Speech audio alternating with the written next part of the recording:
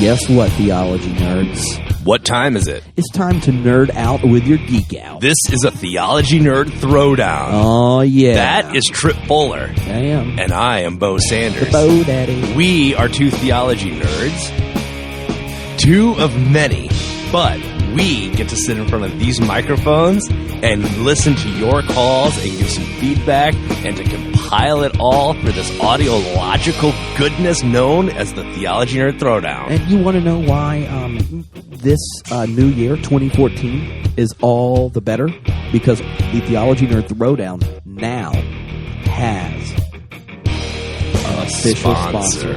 Yes, we want to thank Chalice Press, the official publishing sponsor of Homebrewed Christianity's Theology Nerd Throwdown, and also the rad people behind our friend Christian Pyatt, co-host of the Homebrewed Christianity Culturecast series, Band Questions about Christians, and then even about Jesus, the Bible, the Band Questions series. Chalice Press has lots of great books and resources for theology nerds, preachers, and church planners. They just might become your number one favorite progressive Christian publisher.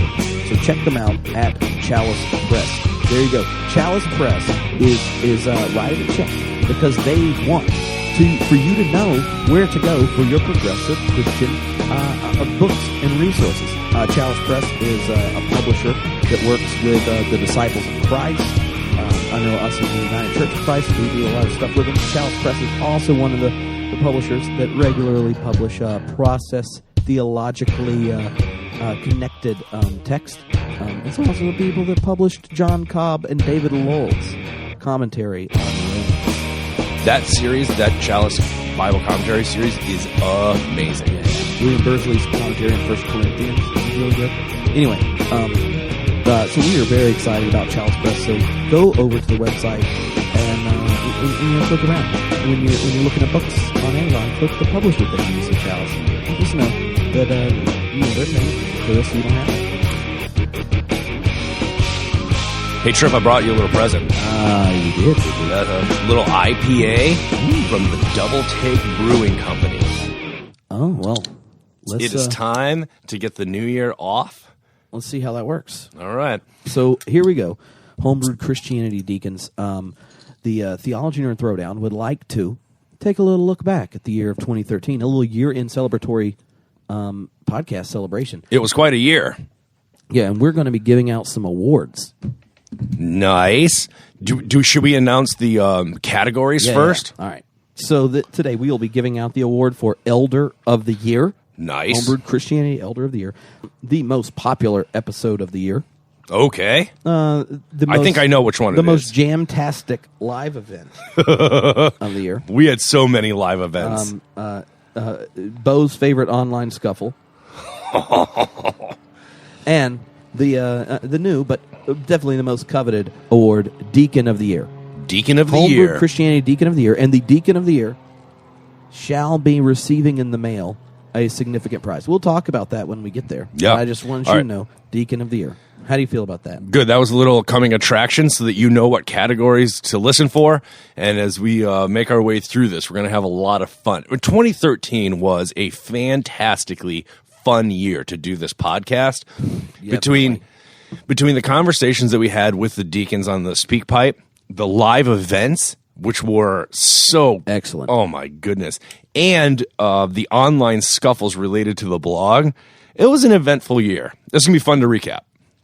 It was. All right. So what's up first? As we are going through these, do remember, deacons, that on March 14th, you can join Peter Rollins and a bunch of friends here in Los Angeles for a day-long little workshop and such that will end at Monkish Brewing Company, where Henry, the brewmaster, PhD of the New Testament and feminist criticism, shall be releasing a new beer that is thematically connected to Atheism for Lent. So you'll not only get to spend a day, nerding out with Pete Rollins and such at my church, which is the most beautiful church in Los it's really Angeles, something. on a cliff. And you'll also get a podcast at Monkish where you'll be the first to taste an Atheism for Lent themed Belgian. So do they sign up for that high gravity course? There'll be two things. One's the all-day event, which is a workshop with Pete, ends at night. And then there's the online Atheism for Lent class. 2 separate things. But the whole day-long soiree, you can get the link on here, but or go to Facebook, and there's an event, and you can link over there and get your ticket. But the day-long event is exciting. And then Pete and I will also be doing Atheism for Lent online, and you can join us every week, talk about a new atheist via video, and see if doing a little atheism doesn't help your Jesusism.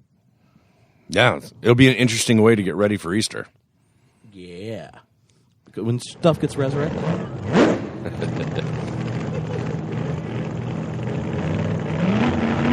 Our nominations for Homebrewed Christianity. That's my vote. All right. The nominations for Homebrewed Christianity Elder of the Year are... Drum roll. Yeah. We are going to be beginning with the Homebrewed Christianity Elder of the Year. And what's going to be fun about this is I've made the list. Yeah, you compiled it. And I'm going to... You actually make people elders. That's your kind of job. Yeah, so and all these, I'm really going to enjoy seeing exactly how Bo responds. All right. So Elder of the Year nominations. Give me all 3. Number 1, Tim Burnett, Elder of the Hops. Number 2, Elder of Arizona and Skin Slapper with Said Stick for Jimmy Eat World, Zach Lind. Oh, yeah, that was a good interview. 3rd, the Elder of Graphical Sweetness, Jesse Turry. Okay, here's my thoughts on those 3. I'm not convinced that any of the 3 really should be the winner of this award because, Trip, if I can be honest, I think you're a little biased in putting this list together. First of all, you are These the one... are the new elders for the year. I know, but you're the one who christens them elders, so you already have an inside edge. And let's be honest, you get something from every one of these guys. I'm just saying, number 1, Tim that night, Elder of the Hops, of the John Caputo book release party. Yeah, he brought Pliny the Elder for you, not me. He didn't even know I was going to be there, right? So I'm just saying, that's a little lopsided. Zach Lind, I wasn't at Roscoe's Chicken and Waffles. I didn't sit in the back of the tour bus. That was you. You're the one who wanted to follow up with the Jimmy Eat World drummer that you love so much.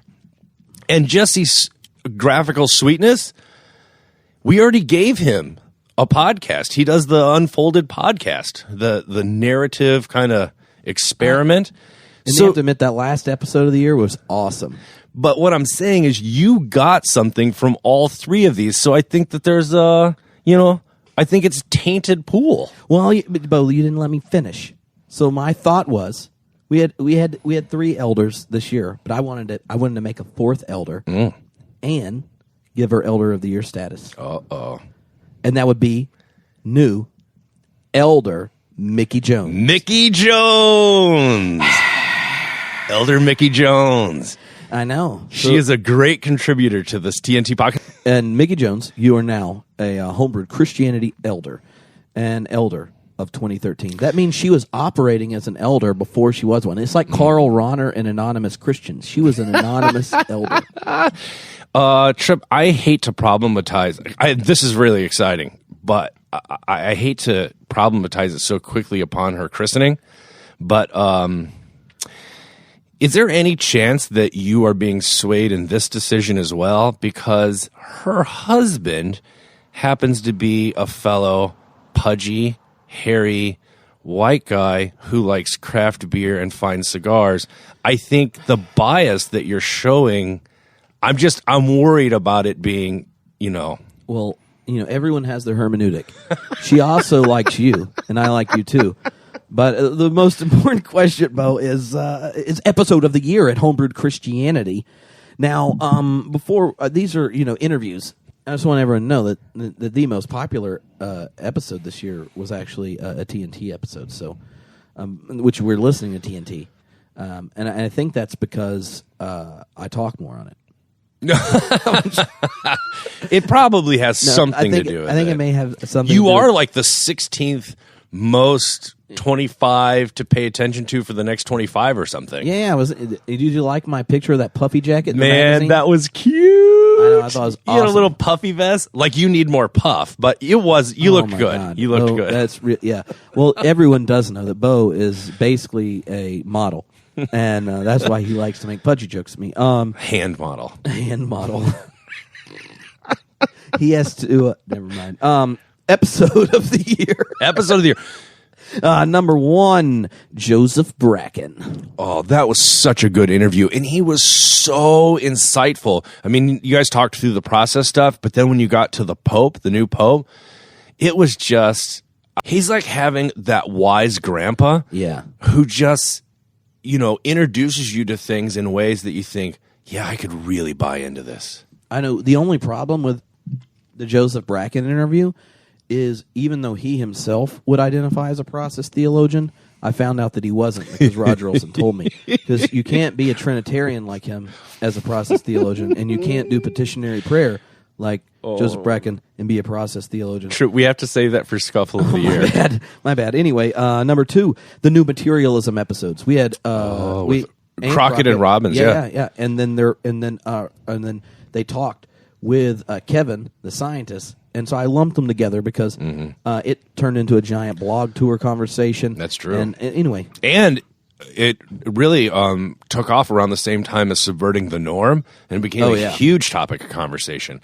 Do you think that that's an unfair advantage to lump 2 episodes together as for one award? All I know is that for someone who's not a fundamentalist, you really are worried about these. I'm a little stickler here. All right. Next is your interview with Gungor. Oh, yeah? Yeah, I didn't know that was up. Yeah, I only put one of yours on there because, that's fine. Honestly, it's fine. You're making up the list. It's fine. Yeah. But hey, that Gungor interview, one of the interesting things about that is, we don't interview that many musicians, but you know what we should probably do is we should compile all the interviews over the last 5 years that have been on Homebrewed Christianity with musicians, because they're such interesting conversation partners. It's a nice change of pace. There you go. Also, Shane Hips. That was a fun interview. And we had that was one of the interviews where I got the most feedback from ministers. Really? The second half of it, when we talked about the way stages of psychology help you negotiate different conflicts and such in congregations, had a lot of ministers give shout-outs about that. Selling Water by the River was the title of that one. Yeah, which is a convenient place to sell it. You don't have to travel that far to get your to replenish your stock. Greg Horton, the 10 things that pastors don't really tell you. So Greg Horton is a guy who has left the faith. I think you could fairly say that. And he reflected on 10 things that ministers that you don't know about being in ministry before you get into ministry. And man, that really lit a hot conversation where people were dealing with those things, saying, yes, this has been my experience in ministry, or they were saying, yeah, but you have to figure out how to deal with that, Greg, and move on. And so there's a little bit of contention there. Yeah, I just found that, like, even those that pushed back, all of it began with, wow, that was one of the most honest things I've heard. So and I love Greg Horton online. He's one of the early podcasts that inspired me doing podcasts. It was a podcast called The Parish, and he also interviewed me when I went to Oklahoma. Yeah, and hung out with the deacons there. That was actually one of the most fun interviews I've ever edited because we could not. It went on for almost 2 hours. We couldn't air the whole thing, so I had to decide what to cut down. But if you listen to the whole 2 hours, man, he was running circles to try and get you to answer specific questions, and he's fast enough on his feet that when you would be a little bit elusive, he would dodge to the left like a dog corralling cattle, and he would try and keep you in line. It was pretty interesting. I know, and if a live event from last year could count for episode this year, maybe that would work. The other and final possible episode, Homebrewed Christianity episode, best episode of the year, is Kirk, have I loved but Trip? Question mark. Yep. And that was Daniel Kirk, professor of New Testament at Fuller Seminary up in the San Francisco campus, and I meeting at the brewery, which is one of the best breweries in the world, where down in the OC. Where our deacon Brian White works. When the brewery was closing up shop, we turned on the microphones, and he was ready to interview me and harass me, and then it got into a good back and forth, and it was wonderfully fun because, honestly, I imagine if John Piper hung out with me for an hour and a half and I was drinking at the brewery, I would enjoy it. But Daniel Kirk, I just like in general. What I loved about that interview is that Daniel Kirk came prepared. He came with guns loaded with questions that he knew would really light the fire under you. And he wouldn't let you off the hook. And he really stuck with it. And he is so funny. His dry humor, and he takes little shots and, has both at himself and at you. And it was a little bit sarcastic. It was a dry finish, let's say, on a fruity episode. Yeah, and I thought to myself, if I have to replace Bo. Well, man, he's even more evangelical than I am. Well, that's not we'll hard. talk about labels later. So after looking at the number of tweets, Facebook shares, and downloads, the Homebrewed Christianity episode of the year is, in fact, Kirk Have I Loved But Trip. And what people may not know is that Kirk's book is called Jesus Have I Loved But Paul, ? So we did a little play on words. And here's the really interesting thing is that, like, Kirk just won episode of the year, but he's he's probably the most conservative person we talked to all year, I would guess. Intelligent design dude. Oh, right. I forgot. I blocked that out. I've actually heard back from a number of deacons that have done the same thing. It's like you try to be open and affirming. Right. That was too much. After we heard back from that. That's when I canceled the interview with Rush Limbaugh. Just wanted you to know. Oh, okay. All right. We had a whole episode on Marxism and the Pope. Yeah. And we but I just love that Kirk is one of our more conservative conversation partners as just a full-blown evangelical. And he is so darn sharp that he just asked great questions and brought so much to the table. And the dynamic between you two was really enjoyable to listen to. I know. So, Kirk, as the episode of the year, you shall be having a beer brewed in your honor. Oh. And you shall be tasting it when we record another interview when you come to Los Angeles. So you need to just go ahead, tweet, text, tell me the style of beer, and I will try to take that style, and we will craft a beer for that style that honors our episode of the year, Daniel Kirk, and we'll get the Elder of Graphical Sweetness to make us a nice label on it. You're going to get a label. Oh, yeah. That's awesome. And so there you go. Daniel Kirk. And next up, Malt Have I Loved But Hops. Just throwing out names. Yeah. All right, next up, live event of the year, Homebrewed Christianity 3D. Man. And it's low-tech 3D because it's just us in the flesh. And a lot of flesh, though. Yeah. Between the two of us. Well, the thing is, Bo, that's not going to make me forget the fact that you've already taken jabs at me earlier in this podcast. I realized when making the list that we've actually put on quite a few live events. It was shocking to look back at compiling this at exactly how many of these events we staged. Yeah. So I'm just going to run through them. We had Homebrewed Christianity at AAR, where we had a whole bunch of people talk about how Caputo's work impacts different areas in practical theology. And that's going to be coming out soon, Bo. Why don't you give us the 411? Well, it's going to be a little bit different. It's going to come out on the TNT next week, and it's a little bit different in that it's people reading papers. So it's not this quick fire exchange that you and I have, but the papers were so good. And the thing that makes them even more remarkable is that Caputo is sitting just at the end of the table listening to them and then gives them feedback. It really is. I mean, I listened to it again. It's so good. People are going to love it. And there's a possibility that the papers are being compiled with the response from Caputo. We don't not yet. We're not unveiling yet? Yeah, okay. No. But I do want to say that, I wish that I had known that Caputo was going to show up at a Sunday school class I was teaching because if I'd known, I would have wrote it down in red. Because let me tell you something. If you're in a room with took notes, didn't 25 people or so, Yeah. and you're and like, one of them's Jack Caputo. and they have you just talking about prayer and process, spirituality, and you're, kind of running a temperature because you may not have slept very much during subverting the norm, and you may be dehydrated Sunday morning at the end of the event. To have Jack Caputo walk into your Sunday school class and you not know it's coming is like a little intimidating. Yeah. Anyway, all right. We have the Caputo online book party, which was so good, and actually, so many people tuned in, not just live, but in the follow up to that, when we posted it online.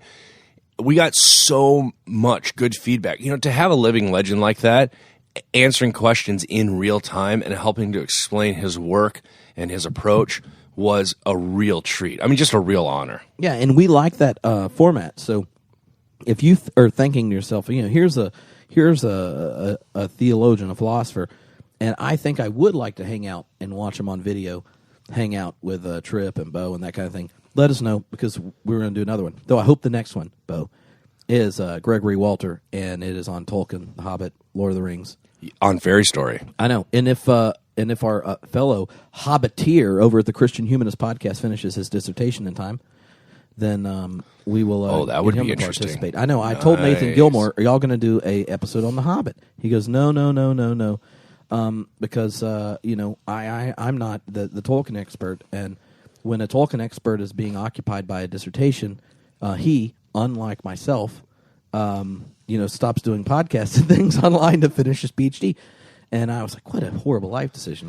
Why would you do something that, advances your career when you could talk on the internet? But the Christian Humanists, they did a whole series on the Star Wars, right? That Which you is great. loved. Yeah. I know. So they should totally do it on Tolkien. No, they do, but David Grubbs is finishing his dissertation, one of the co-hosts, and he is like hardcore Tolkienite. So I'm going to try to use Gregory Walter, and you and I are nice little fantasy Tolkien friends. People may not know this, but my entire left arm is dedicated to Tolkien. I know. All right. And if maybe that will bring David Grubbs out of hibernation to do we could even double brand it, a Homebrewed Humanist online party about Tolkien. We could exegete my left arm. Yeah, we can. That's nothing for a hand model, Bo. All right, anyway, I'll try to go through these. We had the Reza Aslan 3D. That was my favorite of the whole year. That guy had such a great attitude talking with us and had brought so much humor. He was such a good sport, and we really had fun with him. And Barry Taylor kicked that evening off, and like Barry Taylor, I love Barry Taylor. I love doing live events with him. And that night, Barry Taylor brought the ruckus. Not only did he blow my mind, but he had better jokes than me. I haven't decided what to do about that. And then he just dropped the mic and walked off stage. He did. All right, so we also had the Homebrewed Christianity 3D at Wild Goose with Trey from Everyday Sunday. Mark Scandrette was there. We had a host and co-host from all the different Homebrewed Christianity shows. The first half of that show was amazing.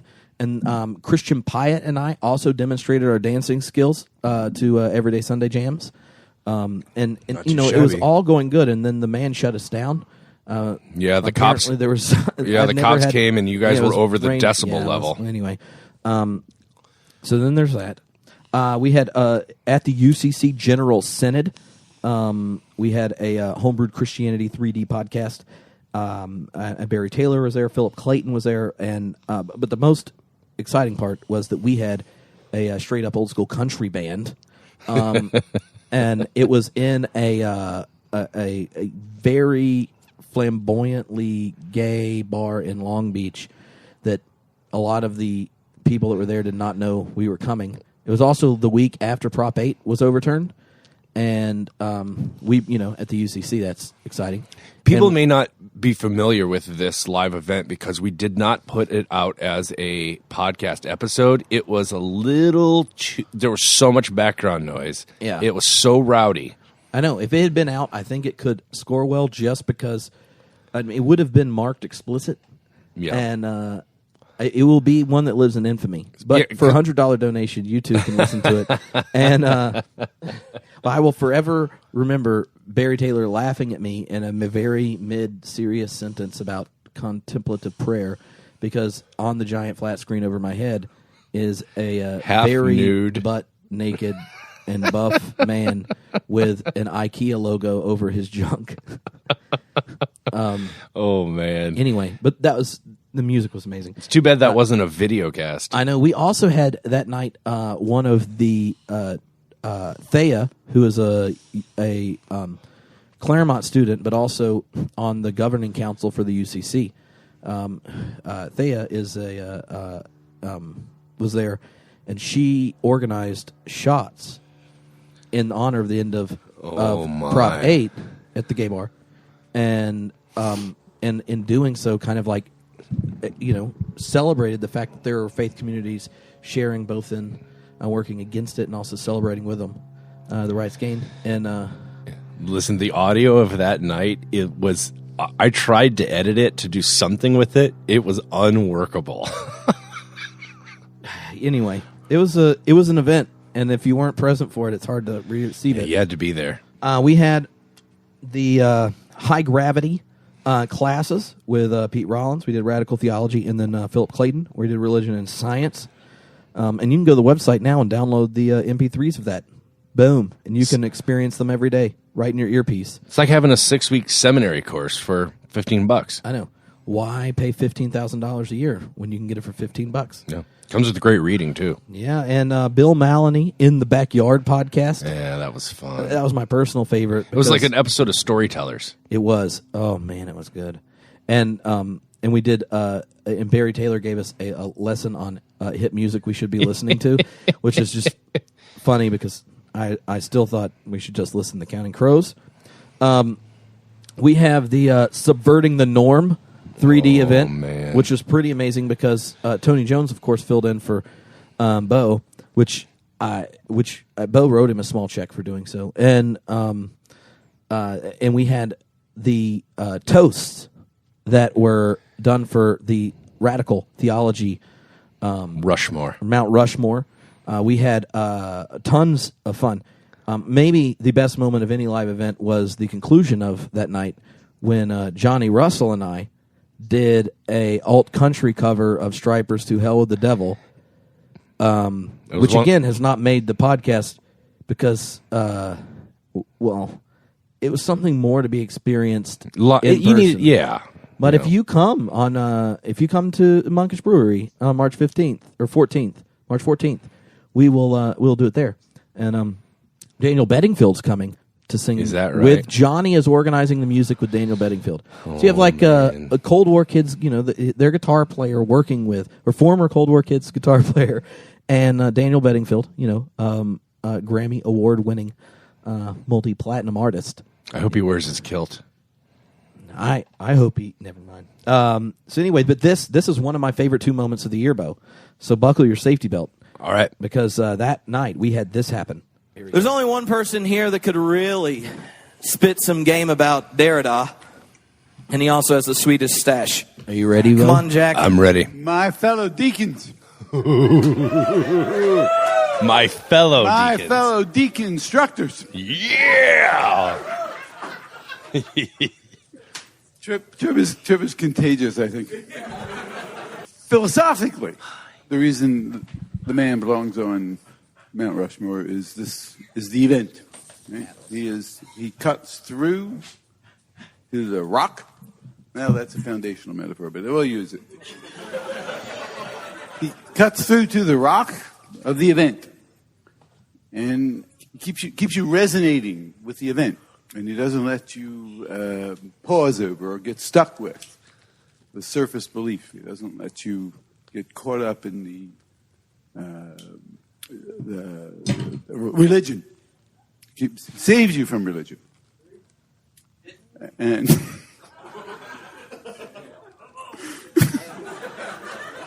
so he keeps us safe by protecting us from the safety of religion. And he exposes us to the risk, exposes us to the event. That's a philosophical reason. But let me tell you another reason why he belongs on Mount Rushmore. Yeah. And that is... Top 2 moments of the year. I right here. knew him, pretty well. And we brought him to Villanova very often. And I'll tell you two little things about him. One is he's very conscientious about his obligations. And so rather than being, a pain in the ass, he was a very lovely man. And he was quite conscientious about his duties, and he would always call me ahead of time to make sure that everything that he was supposed to do was clear, and that someone would pick him up, and that we would at the train, and everything was in order. And sometimes when he would call me, my wife would answer the phone instead of me, because it was before the days of call waiting or caller ID. So he would answer the phone. And he would say, "Hello, Kathy." So he knew her name. He remembered her name. And he would talk to her for 5 minutes and ask about the family and the kids, and he would chat with her. And then finally he would say, "Well, is Jacques there? I need to talk to Jacques about the conference." And then I would get on the phone. That moved my wife. My wife she said, there are two kinds of academics. Those whom you're allowed to bring home,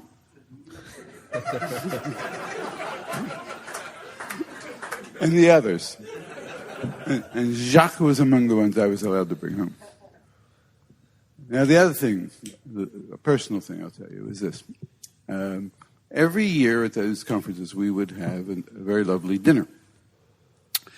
And before dinner, it's a Catholic university. There would be a grace before meals. And usually one of the Augustinian priests would say grace. And Jacques would strike a posture of perfect composure. His entire body would become one act of reverence. And he would bow his head, and he would close his eyes. And he was in a state of pure prayer. I was talking about tonight. Pure prayer. And when he died, he left a little note. And he said, "Thank you all for being here. Don't weep for me. I'm smiling at you wherever I am." So, to Jacques, wherever you are, Jacques. How about that? That was epic. I just want you to know, Bo, whichever one of us goes first, the other one better do some toast like that. Okay, deal. All right, so there's that. I'll toast you well when you're gone. Then there was the Rob Bell, Peter Rollins, and Barry Taylor live event. The darkness. And the Revelation of Darkness, which you can get video clips from that night and also download the podcast. My goodness. I love mostly that in their night. entirety. But what was your highlight from that evening? Well, I did get to talk with Peter Rollins and ask him some really honest questions, and that was refreshing because, Pete, we love Peter Rollins, why does he not dodge your questions? I know, right? He has that reputation of dodging your questions, so I think I asked him better questions, if I can be honest. There are different types of questions than you ask him, and he had some amazingly cool responses. But my highlight of that evening, I think, is everyone's highlight of that evening, which was when you had challenged Rob Bell to a little preach-off that he was not, he didn't know was coming. And in order to fill the time, I sent up the band, because it was the end of the evening. I sent up the band, and they were playing a song behind you. You were trying to get me to quit, right? I was, yes. But the band is playing behind you, No Woman, No Cry, And you spontaneously launch into a rendition of Resurrection. A spontaneous song, and you fit it perfectly into the music that was playing behind you. And that night took on a completely different gleam. Yeah. Well, Deacons, here is that song. You'll just have to insert it. It's sunrise. We're on the cliff, and the sun is coming up. Ooh. And our text is 1 Corinthians 15. Oh, death no cry. Paul says, I remember all the days where I used to sit totally fucked up in Sin Town. I remember the time I tried to love the person across from me. Oh, no, but the law of sin said, son, you are my slave. And so I say, hey, everything is gonna be alright. Everything is gonna be alright. Everything's gonna be alright. Everything's gonna be alright. Oh, no death or no cry. Oh, no, there is no end to what God has done. No, I'm setting you up right. Make a way out of nowhere. Nowhere meaning the song that I'm singing. 'Cause you see, God took up all of our bullshit and made beauty out of it. Oh, we hit dead ends with our family. We hit dead ends with our neighbors. We hit dead ends with our enemies. And even Mark Driscoll, we hit dead ends with the self in me, the one that wants to get out. And then there's the one who wants to get free. I say, everything is going to be all right. The sun is rising, it's going to be all right. Friday had a word, but Sunday is here.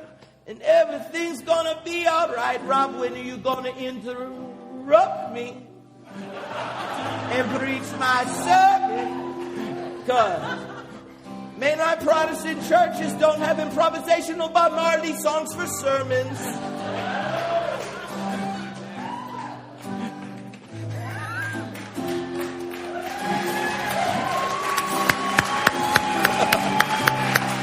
No way.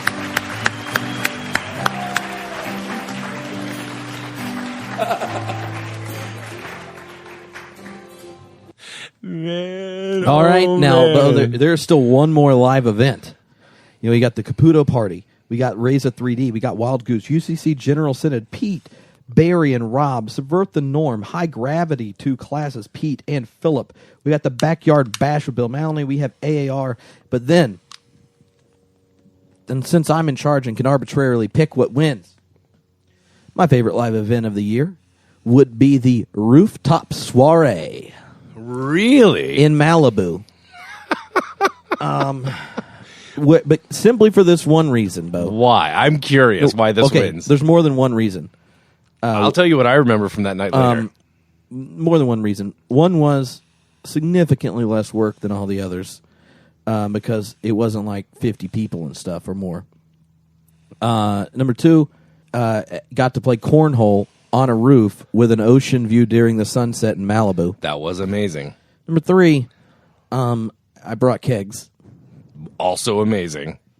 Number 4, we got to, again, have the cornhole battle with Tony Jones' D-Min class at Fuller. Fuller. Yep.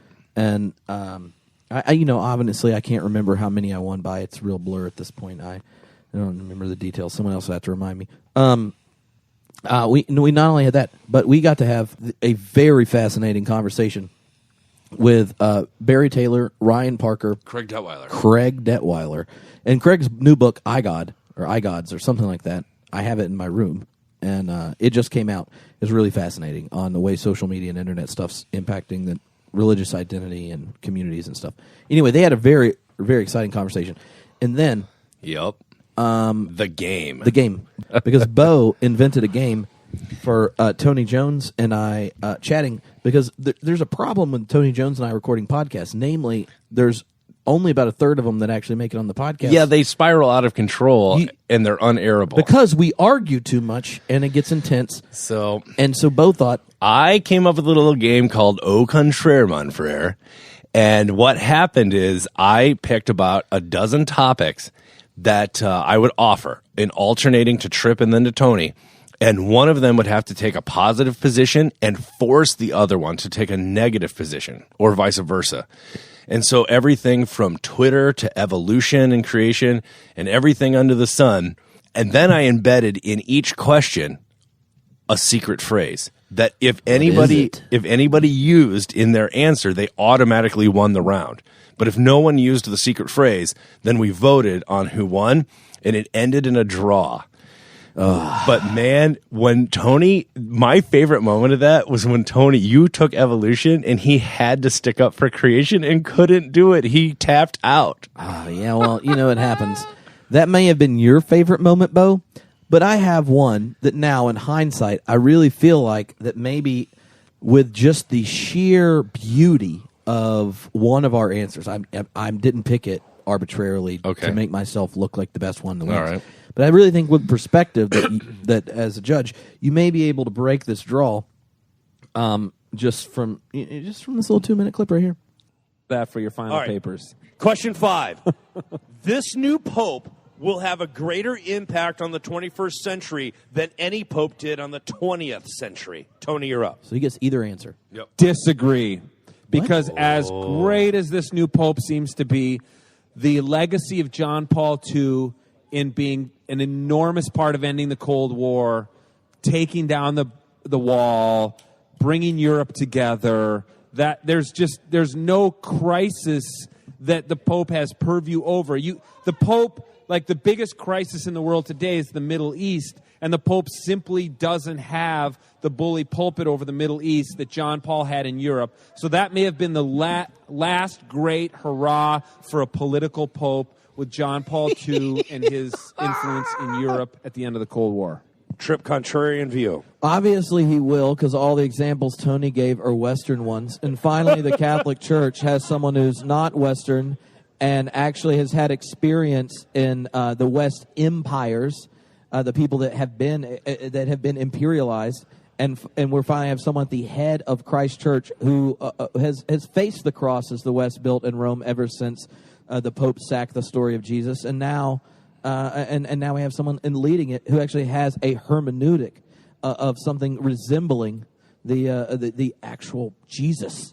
So I'm very optimistic, and John P. II, his best event of the 20th century was walking back the only enlightened thing the Catholic Church had done for a long time, called Vatican II. So Cold War, Schmold War.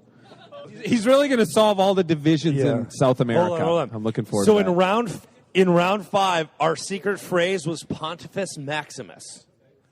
Which I was the Pontifex Maximus of Edina Latin Club in 1986. Round 6. Goes on, Tony. How do you like that one? Well, you look smart in hindsight. Yeah, in hindsight. And you were forced into that. 365 right here. You sure are glad that Tony took the negative and you were forced to take the positive. Because you look pretty smart now. Yeah, So for me, Bo, that brand new game and just how beautiful I look in hindsight, I really feel like that was the live event of the year. Oh. And I just want to thank right now my cornhole partner, Woody, for your contribution at, playing cornhole. So in the dark, too. I know. So this is an important question. You know, the Progressive Christian Youth Ministers Conference coming up. We're going to do a live event there. Tony's going to be there. I want to know if maybe you could have a new contrarian game composed. And Who would be the moderator? Johnny's going. All right, I will train Johnny Russell as the moderator of Au Contraire Monfrere, because it takes a little bit to rein you two in. You're a little out of control, both of you. Well, to be honest. Which is why when you and Tony sit in this garage alone, those podcasts don't air, because there's no one there to rein it in. Well, yes. All right. Just saying. All right, so there you go. And at this point, I just want to surprise everyone with a little offer, Bo. Okay. Our TNT official publishing partner, Chalice Press, wants to do a little giveaway. Really? That's right. And here's how the giveaway works. This month, we will be collecting questions through the SpeakPipe. These are questions progressives stumble over. Questions progressives struggle to answer. The question a progressive does not want their evangelical friend to ask them, or their atheist friend to ask them, or the person of another faith. Oh, man. The questions progressives struggle with. And we'll collect them all. Okay. Put the names in the hat. So make sure you put your name on when you call a SpeakPipe. And we'll drawing one out. And you'll be getting all of the Banned Question series books. Nice. Not just the brand new one after Christian cut me out of the book, but even the one I'm in, which is by far the best one. So you'll be getting the whole series and the Banned Question bookmarks, the books, all sent to you absolutely free. And then you will be featured on the very episode of TNT where we have a whole slew of Homebrewed Christianity guests playing a game with your questions. So that's right. So you call into the SpeakPipe the questions progressive Christians stumble over, struggle with.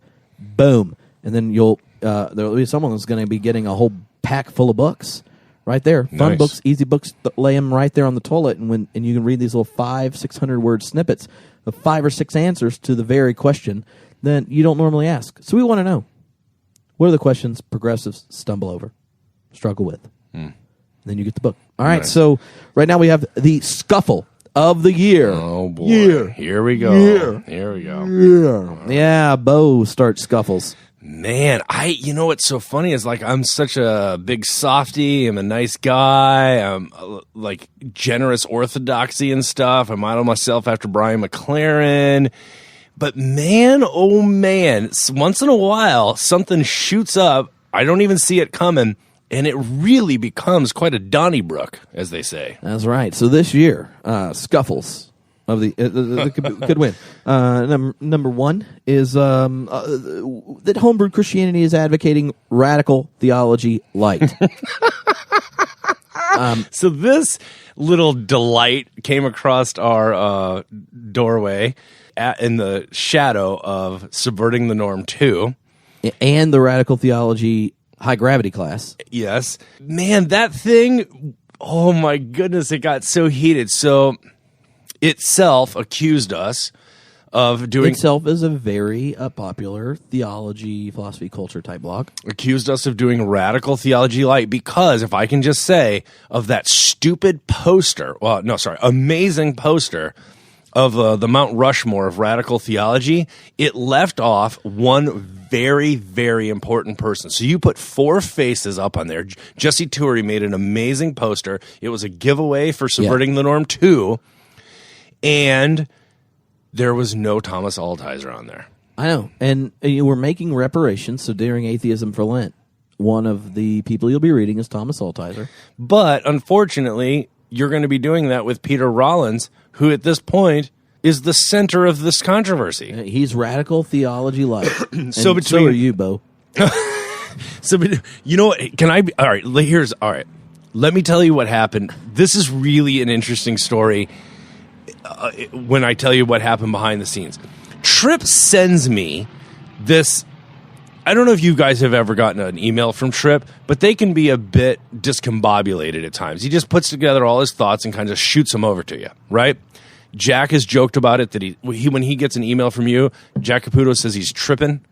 So Tripp's emails can be, somewhat explosive in there. He's a big thinker, and he throws this stuff out there. So Tripp sends me this email because he's getting ready for the conference, and he's doing this and that, and he says, can you format this for a blog post? So he sends me all of these thoughts on radical theology. I format them, and I post them in this blog in a way that I think is visually appealing and kind of accounting for a radical theology. You might be a radical theologian. I had nothing to do with the whole thing except to format it and post it, so my name is attached to it. Well, That's right, Bo. a certain segment of the theological population did not like the content that you had come up with, and then took me to task. I know. Of something I have nothing to do with. And the thing is that the list was one I made having read Caputo's book and his definition of radical Right. theology. And I said, this is, I was trying to, for people in the high gravity class, give some easy points that are Caputo's version of radical theology. I tried them out to Caputo, and he said that was good. So I just wanted you to know that my task of pointing Caputo's radical theology stuff out succeeded. And So at the end of this whole thing, we basically resolved it. We all came to peace by saying that by following Caputo into this thing called radical theology, we are doing a stream of radical theology, and that seemed to quell the fire. So then, out of that, what came is that I was another controversy, which is that I was a closet liberal who just wouldn't admit it and come out of the closet. Oh. And so it set off this whole label thing. Oh, that's on the list. The labels controversy. Labellionism.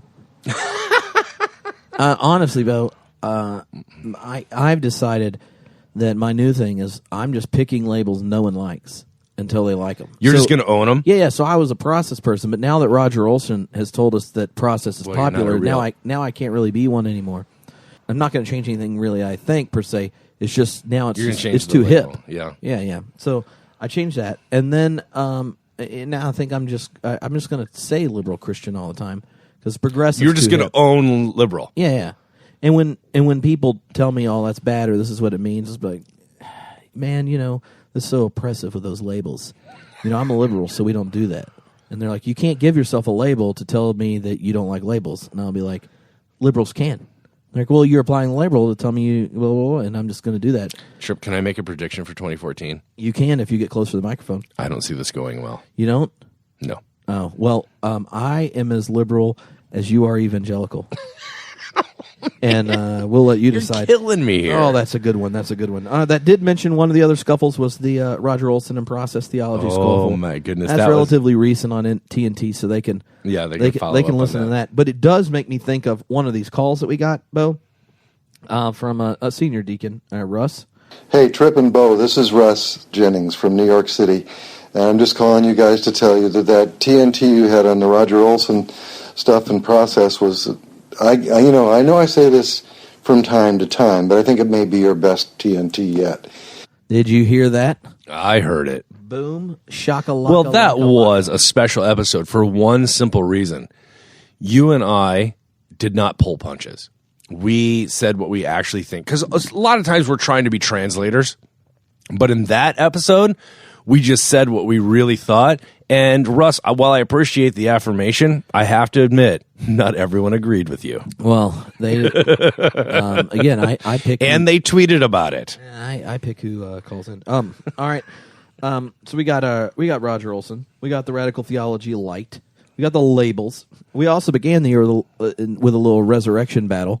Oh, and I've had a lot of different responses from that one, and we had two different scuffles with TJ. Tony Jones. Yeah, he had a... Because the resurrection thing started, like he and Marcus Borg and were getting around and having their little battle about the resurrection online. And we had the whole resurrection call in. Yep, which was around fantastic. Easter, and talked with Daniel Kirk, and then had the big TNT. So that one kept coming back. And then we had a nice little online joust about hypertheism. Because part of my embracing of labels is now to invent new ones and apply them to myself. You have to. And hypertheism is awesome because it's not hypotheistic.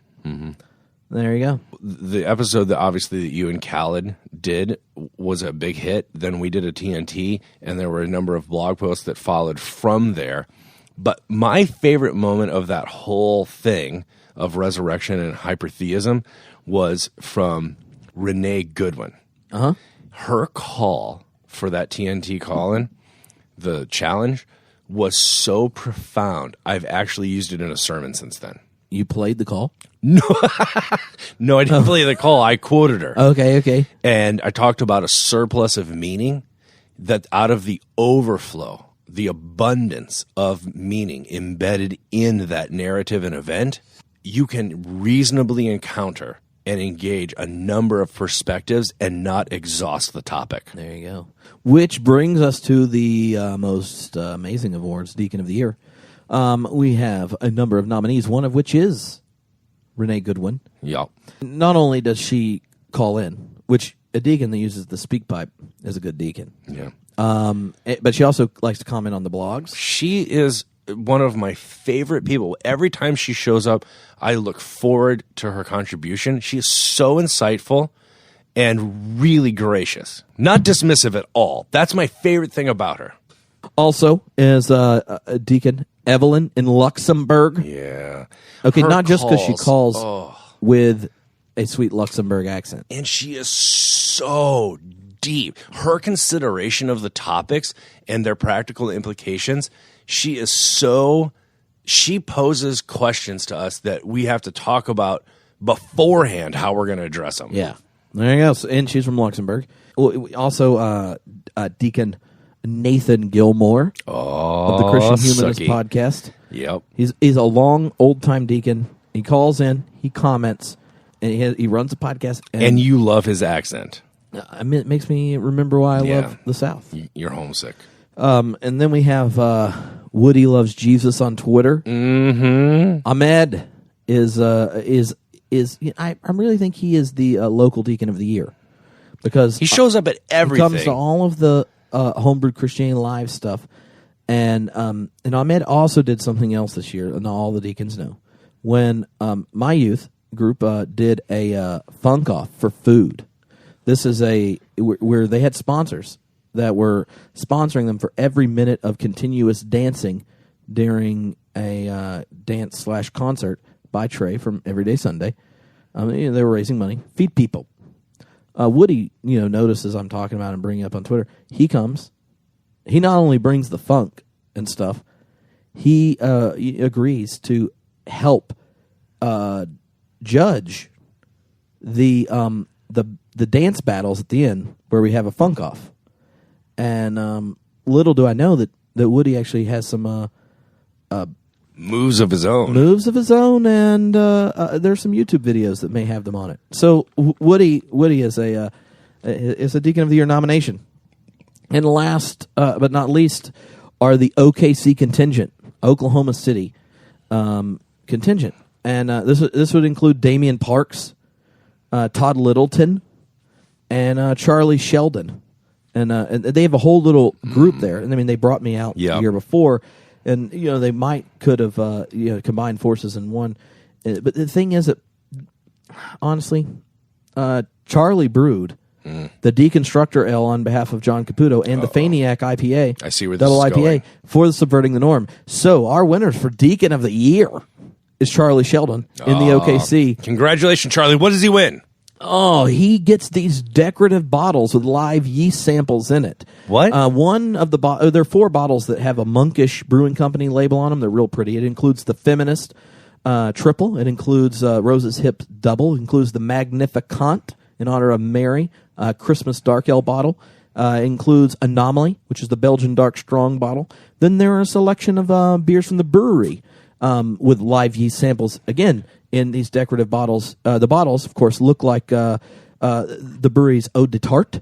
It looks like the brewery's Mischief. It looks like the brewery's Saison Roux. There's a whole collection of live yeast samples in decorative bottles that will be going to Charlie, and he can share them with any of his OKC deacons that he wants. Trip, I'm a little confused because I know that it's illegal to mail beer of through course. the U.S. Postal Service, and that we would never do anything like that. What's the difference between live yeast samples in decorative bottles and mailing beer? What's the difference? Well, a big difference.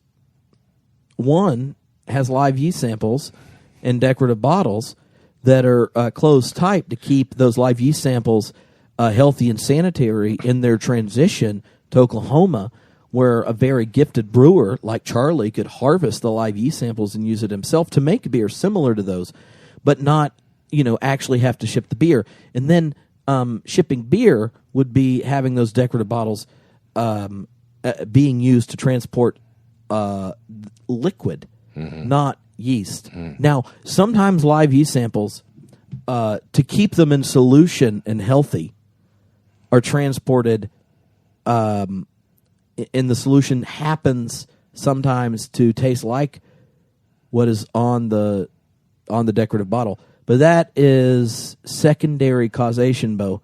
The important thing here is how you label it.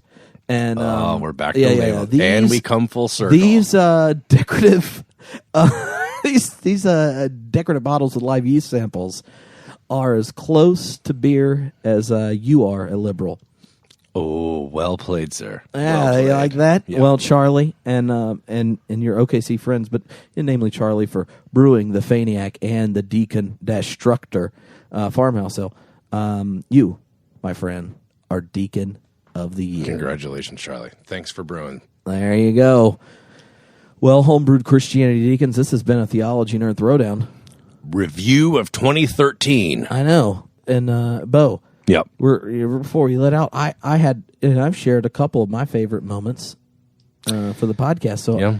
I want to know what your favorite moment of the year is. My favorite moment of the year was actually Khaled's interview with Grace Ji-sun Kim. And when she talked about Han, which is a concept that was introduced the year before in the Christology podcast with Andrew Park. Yeah.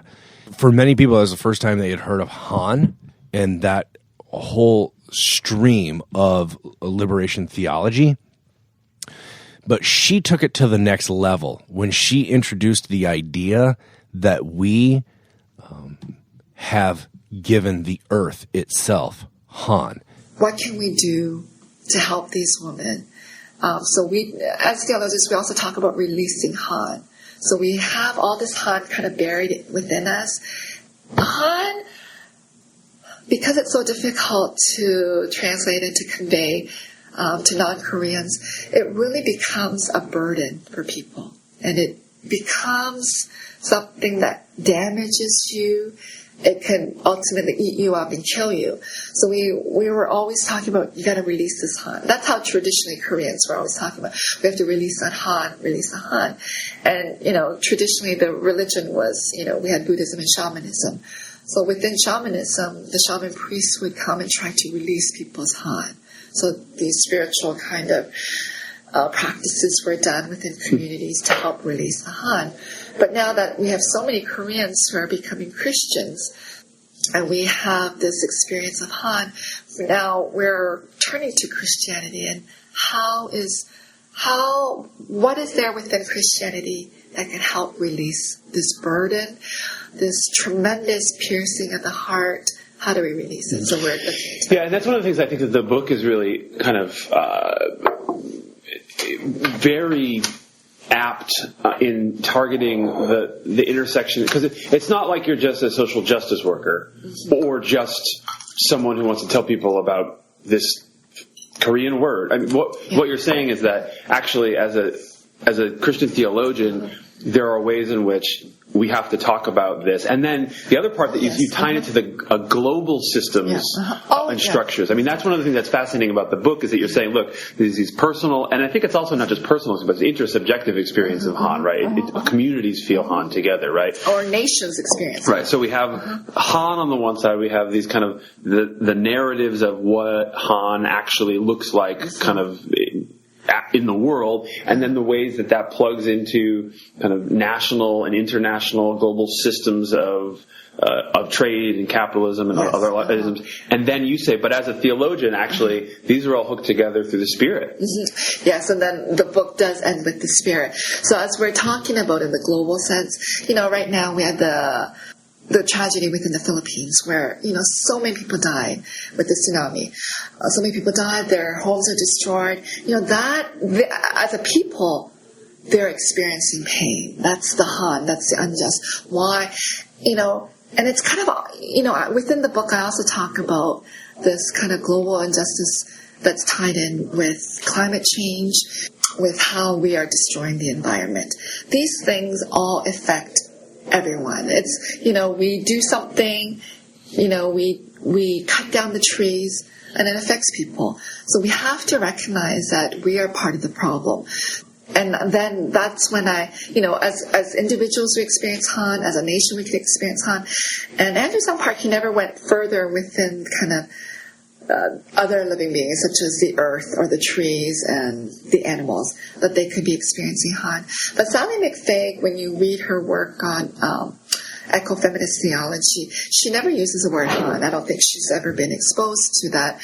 I had a short conversation a while ago, but if you haven't kind of grown up with that culture of Han, you may not be using it. But her, when she's writing her books on ecofeminist theology, this kind of groaning of the earth, where the earth is suffering. So I do tie in, we've done so much damage to the earth. Do you think that groaning of the earth can be read as Han? Yes, because I also use the term, we're raping the earth.